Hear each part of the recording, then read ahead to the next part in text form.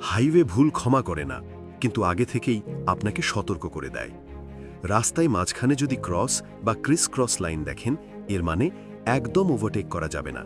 সামনে এমন বিপদ আছে যা আপনি এখনও দেখতে পাচ্ছেন না।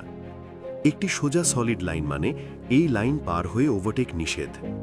দুটি সোজা সলিড লাইন মানে দুই দিক থেকেই কঠোরভাবে ওভারটেক নিষেধ।